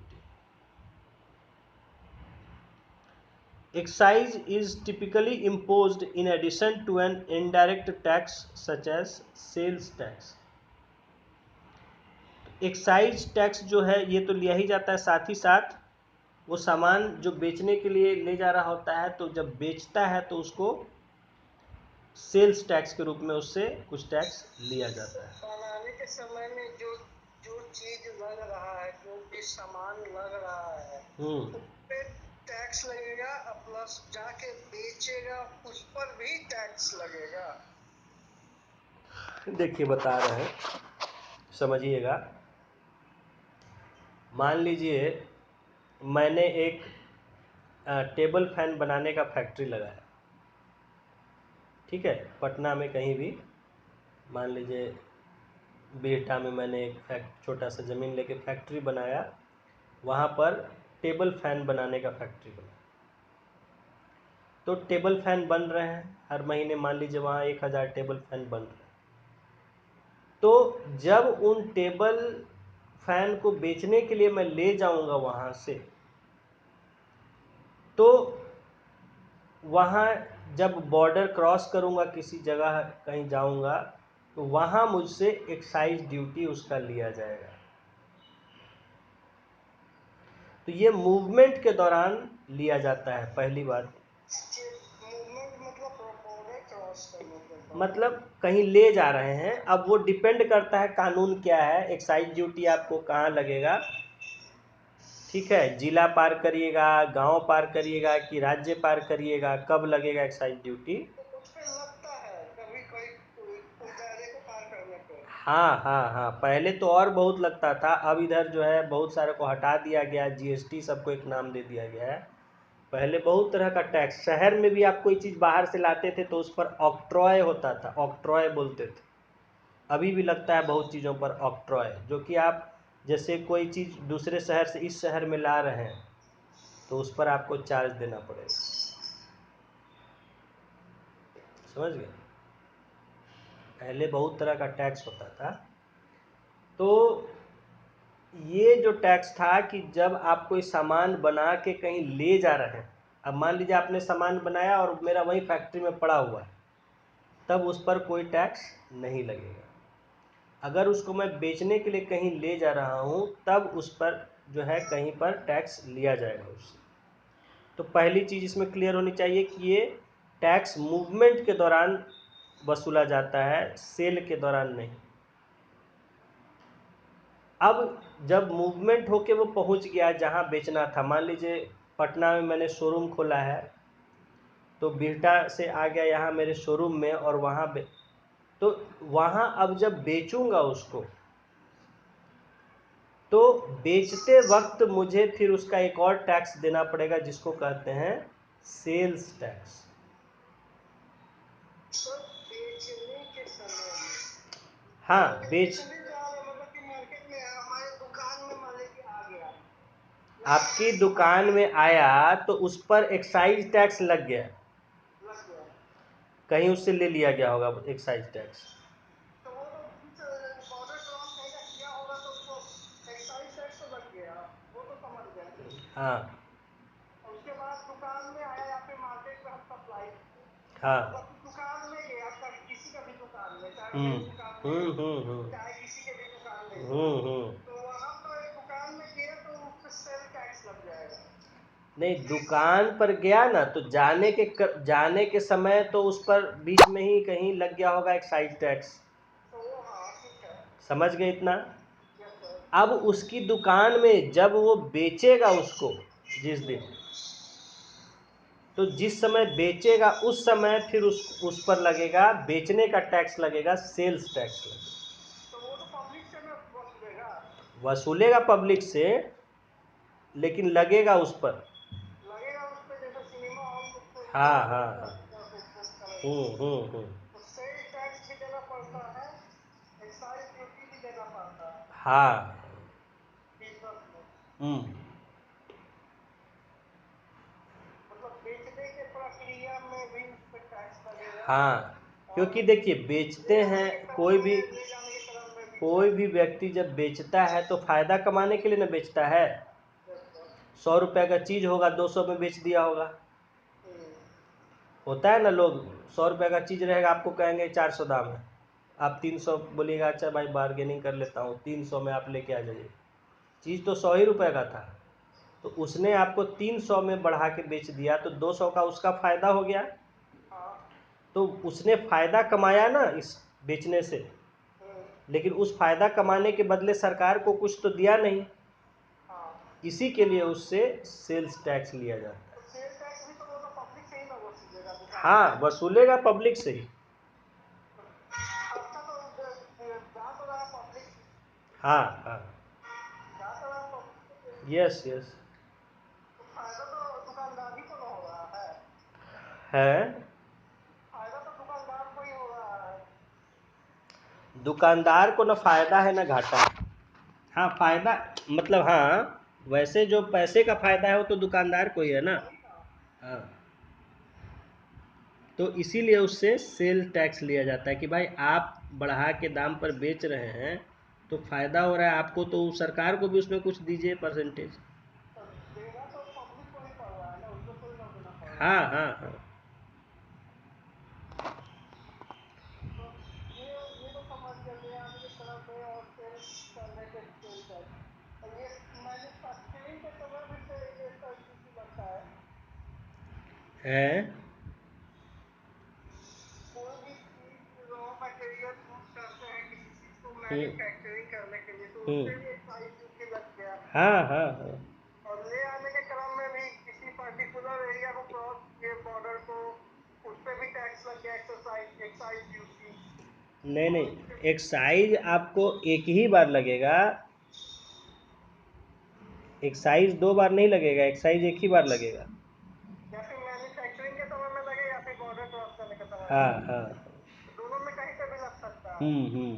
तो मान लीजिए मैन्युफैक्चरिंग के समय में एक्साइज ड्यूटी दे दिए, तो बॉर्डर क्रॉस करेंगे तो चेक करके छोड़ देगा, हाँ, उस पे छोड़ उतना देगा, टैक्स क्योंकि आपके लगेगा। पास, आपको वो चेक करेगा कि एक्साइज ड्यूटी पे किया हुआ है कि नहीं। आप हाँ। उसको रसीद दिखा दीजिएगा कि देखिए एक्साइज ड्यूटी दिया हुआ है, तो वो छोड़ देगा, कुछ नहीं करेगा। अगर मैन्युफैक्चरिंग के समय में एक्साइज ड्यूटी नहीं दी है तो बॉर्डर पे देना पड़ेगा। देना पड़ेगा फिर। समझ गए, मतलब एक्साइज ड्यूटी भी एक ही बार लग गया और सेल टैक्स भी एक बार लग गया। हम्म। ओके।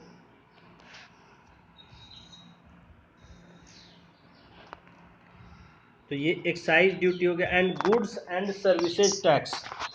तो गुड्स एंड सर्विसेज टैक्स तो आप जानते हैं, जो टैक्स गुड्स पर और सर्विसेज पर लगाया जाता है सरकार के द्वारा। ये भी है जिसको आज हम जीएसटी कहते हैं, गुड्स एंड सर्विसेज टैक्स। एक तरफ तो गुड्स पर टैक्स है, बहुत सारी चीज़ें जो हम खरीदते बेचते हैं बाजार में उन सब पर टैक्स है। दूसरी तरफ क्या है, सर्विसेज, जो वो टीवी, या टीवी कह रहे हैं, कोई भी चीज़ आप खरीदते हैं तो वो जो सर्विसेज आपको देता है, ठीक है, तो उस पर आपको जो टैक्स लगता है, या कोई भी सर्विस, जैसे आप कहीं खाना खाने गए, वहाँ आपको जीएसटी लगता है खाने के बिल पर। कहीं आप कुछ खरीदने गए, वहाँ आपको दिखाता है कि सर इस पर इतना % जीएसटी। तो वो जीएसटी का बोझ जो है वो आप पर डाल देता है कि आप पे कर दीजिए जीएसटी है।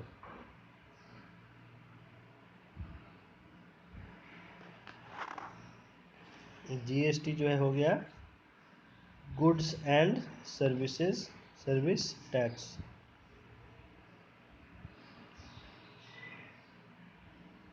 अब जो है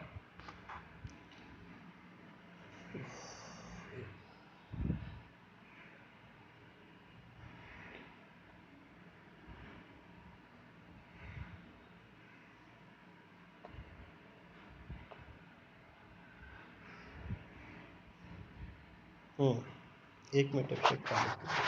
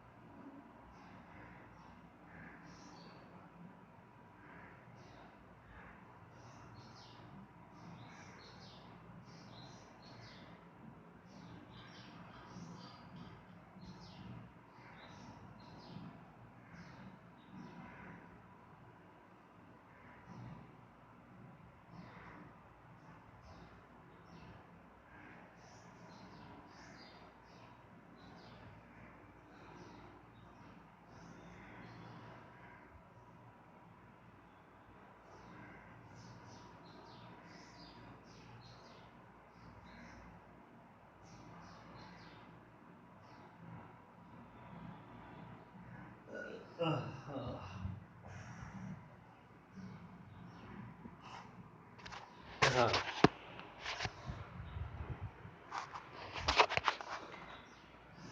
देखिए इसमें आपको एक बॉक्स में इंफॉर्मेशन दिया हुआ है। अच्छा देखिए पहले ये goods and services tax GST. The goods and service tax GST is one of the indirect taxes. ये भी इनडायरेक्ट टैक्स है। आप देखते हैं कि लगाया जाता है होटल वाले से, वहाँ खाना खाते हैं और हमको देना पड़ता है वो charge. The GST was passed in Parliament on 29th March 2017। ये जो है 2017 में 29 मार्च को ये कानून पास हुआ था, GST law. The act came into effect on 1 जुलाई 2017 और ये 1 जुलाई को से ये लागू हो गया था। The motto is one nation one market one tax. इसका जो एक मोटो है यानी का इसका जो एक ये है लक्ष्य है कि वन नेशन एक देश, वन मार्केट एक बाज़ार, वन टैक्स एक ही तरह का tax. One nation one market one tax. France was the first country to implement GST in 1954। France पहला देश था जिसने जीएसटी लागू किया था। कब लागू किया? 1954 में। और हम लोग कब कर किए? 2017 में। कितने साल का फर्क है? तो 63 साल का फर्क है।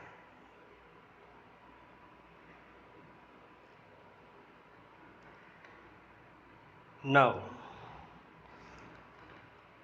How are taxes levied. अब देखिए आपने समझ लिया कि क्या क्या तरह के टैक्स होते हैं कॉमनली डायरेक्ट टैक्स में और इनडायरेक्ट टैक्स में। अब जो है हम देखेंगे कि हाउ आर टैक्सेस लेवीड यानी ये टैक्स कैसे वसूले जाते हैं।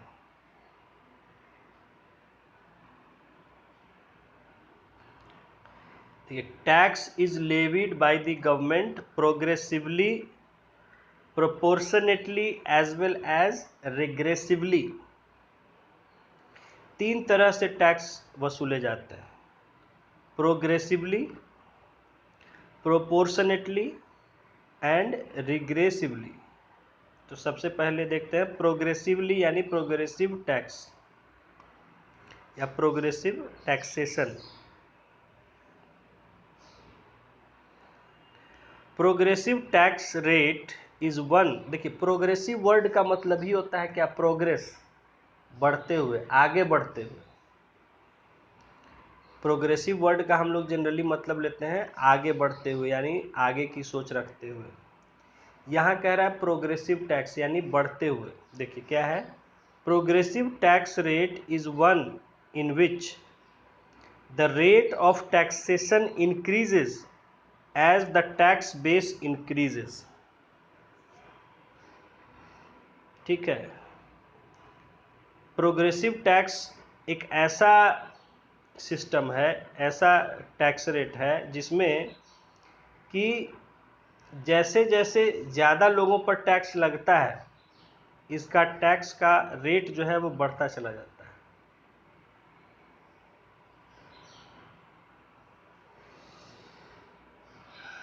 समझे? देखिए जैसे कि मान लीजिए 100 लोग हैं एक जगह, उन पर ये प्रोग्रेसिव टैक्स वहाँ लगाया जा रहा है। तो मान लीजिए प्रोग्रेसिव टैक्स ऐसे लगाया जा रहा है कि मान लीजिए एक शहर है, वहाँ लोग रहते हैं, वहाँ कानून आता है कि भाई जिसका भी इनकम 20,000 से ज़्यादा होगा उस पर 5% या 10% उसको टैक्स लिया जाएगा। ठीक है, तो अब मान लीजिए कि जिस साल ये कानून आया उस साल उसमें 100 ही लोग थे ऐसे जिनका इनकम 20,000 से ऊपर था, तो उन पर टैक्स लगेगा। कल को मान लीजिए 200 लोग हो जाते हैं जिनकी इनकम उससे ज़्यादा है, तो 200 लोग जब हो जाएंगे 100 लोग से, तो उन पर जो है वो टैक्स का रेट कितना जितना 100 लोग के लिए था उतना नहीं रहेगा, क्योंकि अब 100 से 200 हो गया, तो टैक्स का परसेंटेज भी जो है वो बढ़ जाएगा। मान लीजिए कि टैक्स का परसेंटेज जो है 10% से 20% हो गया। अब मान लीजिए 100 से 200 लोग ऐसे हो गए जो जिनका इनकम 20,000 से ऊपर हो गया, तो अब सरकार उसका जो टैक्स रेट लगेगा वो 10% की जगह 15% हो जाएगा। कल को 200 से 300 लोग हो जाएंगे तो फिर उनका टैक्सेशन का परसेंट हो जाएगा 25%। तो 5-5% बढ़ता जा रहा है, इसी को कहते हैं प्रोग्रेसिव, यानी आगे बढ़ना। तो जैसे जैसे इकोनॉमी डेवलप होती जाती है तो ये ज़्यादा से ज़्यादा लोगों पर ये टैक्स लगाए जाते हैं और इसका परसेंटेज भी बढ़ता चला जाता है। देखिए, in the case of a progressive tax, when income increases the tax ratio also increase. कहा जा रहा है कि प्रोग्रेसिव टैक्सेशन में क्या होता है कि अगर इनकम बढ़ता है तो टैक्स का दर भी बढ़ता चला जाता है। जैसे यहाँ एक आपको टेबल में दिखाया हुआ है टैक्स बेस, टैक्स रेट और अमाउंट ऑफ टैक्स। सबसे पहले है टैक्स बेस 10,000, यानी 10,000 लोग जो है टैक्स दे रहे हैं, तो टैक्स रेट है 10% और अमाउंट कितना हो गया 1,000। फिर हो गया 20,000 टैक्स बेस, तो अब उस पर टैक्स रेट लगेगा 15%। फिर मान लीजिए अब हो गया टैक्स बेस 30,000, तो फिर उस पर हो जाएगा टैक्स रेट 25% और अमाउंट ऑफ टैक्स 7,500 रुपीज़। तो यहाँ हम देख सकते हैं कि जैसे जैसे टैक्स का बेस बड़ा होते जा रहा है तो वैसे टैक्स रेट भी जो है बढ़ते चला जा रहा है। इसी को कहते हैं प्रोग्रेसिव टैक्स या प्रोग्रेसिव टैक्सेशन।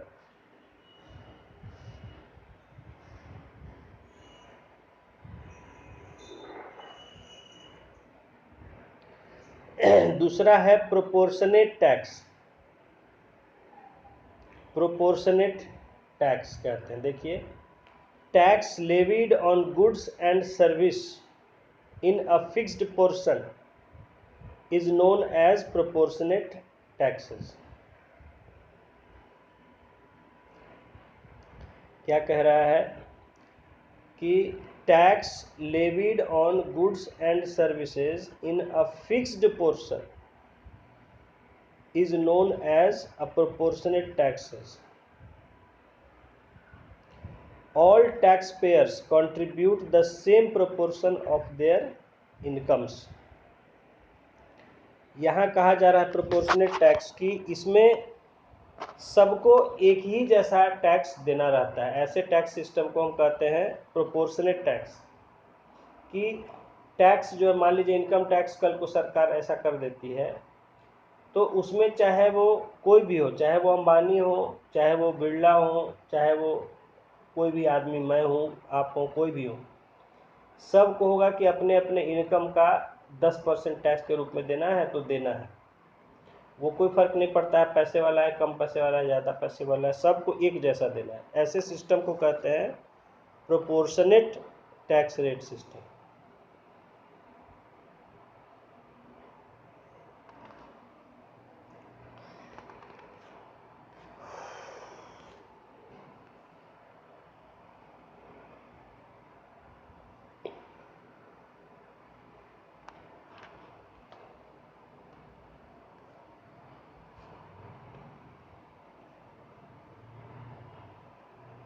आज इतना ही रखते हैं विषय, तबीयत थोड़ा सा थक जा रहा है। इसको जो टैक्सेस हैं यहाँ आगे कुछ, इसको एक रीडिंग कर लीजिएगा तो। हाँ हाँ, इसीलिए कह रहे हैं, इसको एक नज़र देख लीजिएगा। हम्म।